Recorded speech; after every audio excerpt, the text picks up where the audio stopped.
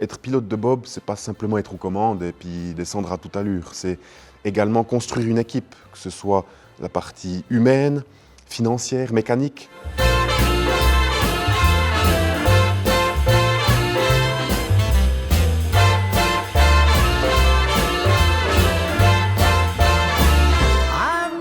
Yann, merci pour cette interview.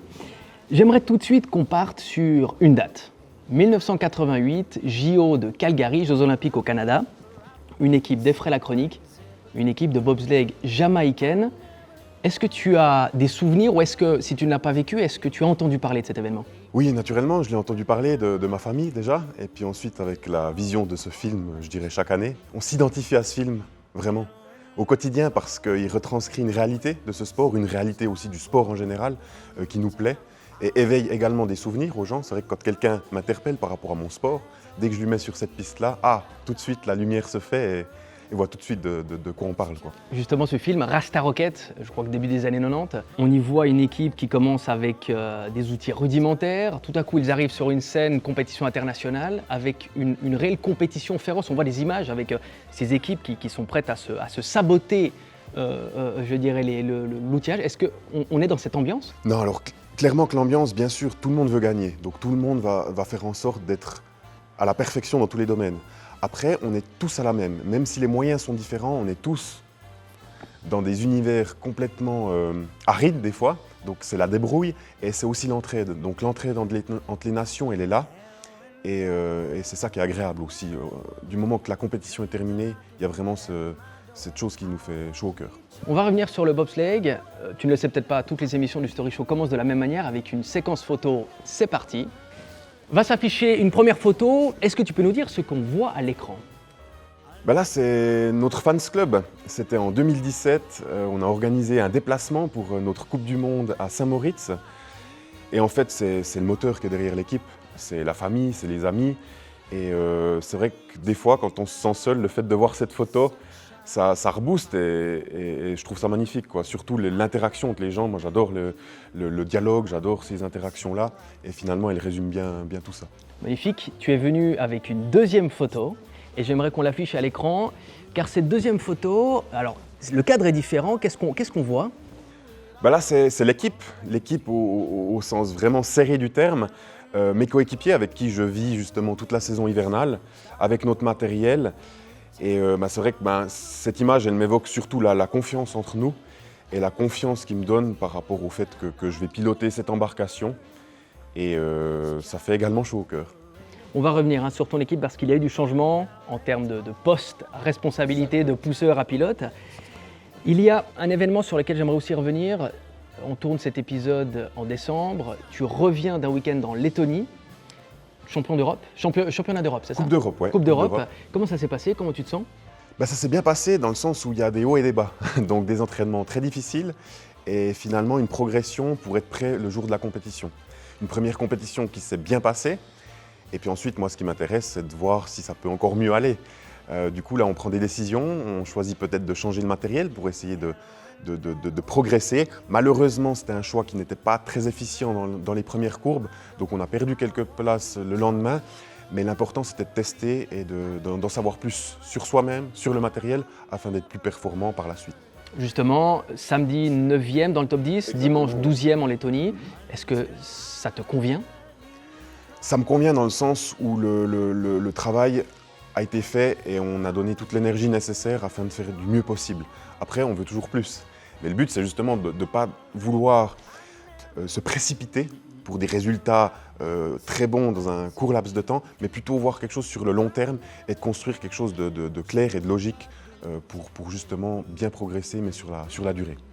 On parle ici du niveau à l'échelle européenne, mais tu as fait aussi du championnat du monde, la Coupe du Monde. Oui. 2016, comment est-ce qu'on se sent lorsqu'on participe à sa première Coupe du Monde? C'est vrai on l'attend avec impatience et le jour même, il y a les télés, il y a le public, il y a le champion olympique qui est pilote devant vous. Et c'est assez fou parce que c'est juste une année après, la fois où vous avez appris que votre vie allait un petit peu changer avec cette intégration dans ce nouveau sport. Donc je dirais que les jambes sont quand même assez fébriles. Et c'est qu'une fois les premiers pas effectués, que là, on donne tout et on se sent bien.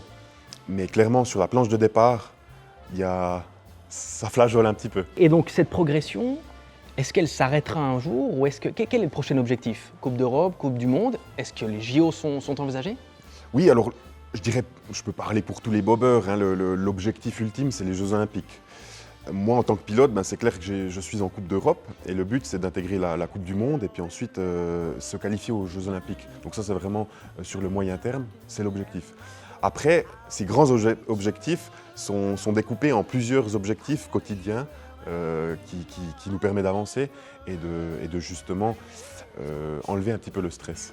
Parce qu'on peut se concentrer sur des choses qui sont plus réelles et vraiment à court terme.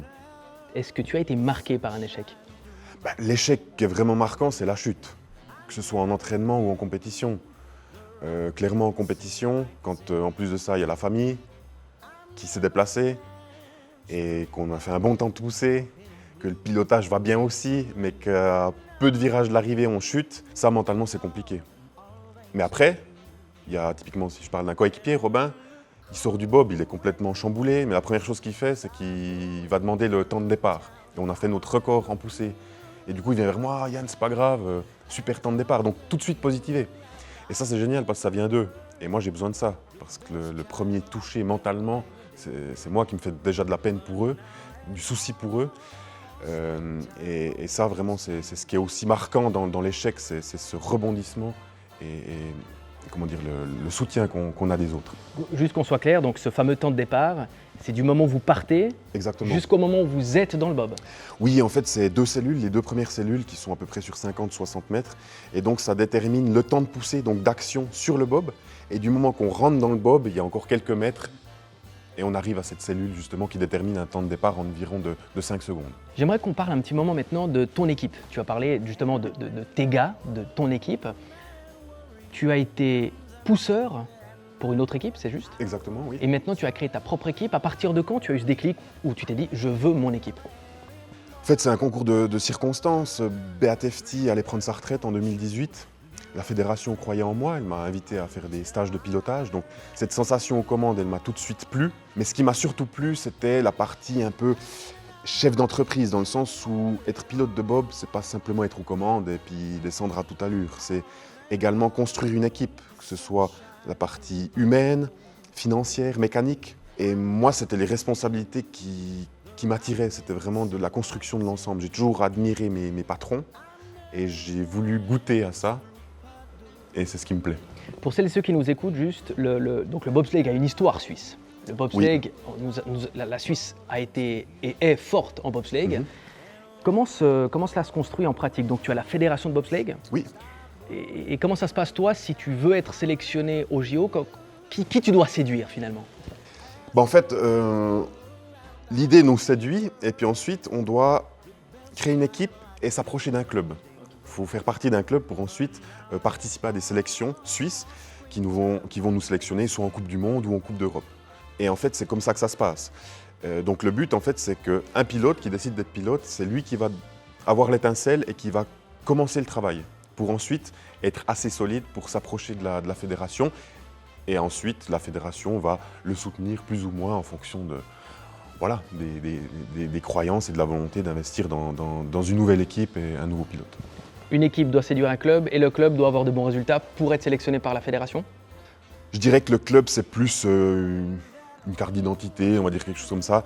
Mais c'est vraiment l'équipe, les résultats, le potentiel aussi, parce qu'on peut être très bon et avoir déjà 40 ans, ou un peu en difficulté, mais être à fleur de l'âge à 20 ans et on a tout l'avenir devant soi. Et c'est ce qui s'est passé avec moi. J'avais 22 ans, ils m'ont tout de suite proposé de piloter. Parce qu'à 22 ans, on est jeune, on est junior jusqu'à 26 ans au bobsleigh, donc c'est clair. C'est nouveau, il ne faut pas se précipiter. Je vois qu'il y a énormément de logos sur ta veste. Est-ce que c'est ta responsabilité en tant que chef d'entreprise d'aller chercher des sponsors? Oui, là, à peu près 80% de mon budget, c'est à moi de les trouver. Donc c'est clair que c'est à moi de trouver les financements, les personnes et les entreprises qui veulent nous rejoindre. Et c'est vraiment une partie que j'affectionne énormément. Parce que le but, c'est de mettre en avant l'équipe et de mettre en avant ceux qui nous soutiennent. Et ce qui est génial, c'est qu'on trouve des fois justement deux entités hétéroclites qui n'ont pas forcément de points communs, mais en en travaillant, en réfléchissant bien, on trouve des cohésions et c'est ce qui met en valeur tant l'un et l'autre, c'est justement ces différences et finalement des fois, comment dire, un peu l'inattendu de la rencontre entre deux domaines qui finalement fusionnent et se mettent en valeur les deux, quoi. J'aimerais qu'on parle maintenant du bobsleigh en particulier. Comment est-ce qu'on pilote un bobsleigh? Alors, c'est pas compliqué de base. C'est vraiment, il y a deux manettes, on tire à droite ou on tire à gauche et les patins avant bougent. Ce qui est compliqué, c'est l'environnement. Donc c'est faire quelque chose de fin, hein. Finalement on actionne sur une quinzaine de centimètres, quelque chose de fin dans un environnement très brutal, démentiel en fait, entre la vitesse, les chocs, etc. Et c'est ça qui est compliqué, de faire les bonnes actions, le bon mètre de piste, et tout ça à plus de 130 km/h. J'aimerais juste, lève-toi, tu restes sur place, lève-toi. J'aimerais juste, pour que les gens comprennent bien la différence de taille, j'ai l'impression d'être un tout petit. Est-ce qu'il faut avoir ce physique pour faire du bobsleigh aujourd'hui? De moins en moins dans le sens où c'est clairement un avantage, le poids, c'est clairement un avantage d'être solide, de pouvoir pousser le bob. Alors moi, je suis le plus lourd au monde de pilote. Ça représente quoi comme poids? 115 kg. 115 kg. Presque trop lourd, entre guillemets. Parce que le but, c'est quand même de pouvoir être léger et aérien pour courir. Mais en fait, peu importe le physique, on va trouver la place. Dans le sens où le but d'une équipe, c'est vraiment d'être complémentaire. Donc un petit gabarit qui court très vite, très loin, qui a une bonne survitesse, eh bien, il va plutôt être à l'arrière, et quelqu'un plutôt comme moi, un peu plus corpulent, plus à l'avant du bob ou sur les côtés. Mais clairement qu'il faut soit des qualités de rapidité, vitesse ou d'explosivité au départ. Mais c'est pas une question de poids ou de taille. Merci en tout cas beaucoup Yann pour cette interview. Merci à toi Mathieu. Mesdames et messieurs, merci d'avoir suivi cet épisode. N'oubliez pas de vous inscrire sur la chaîne YouTube du Story Show si vous voulez connaître la suite, activez la cloche et surtout, publiez en commentaire des idées de thématiques, des idées d'invités. On s'occupe du reste. Ciao.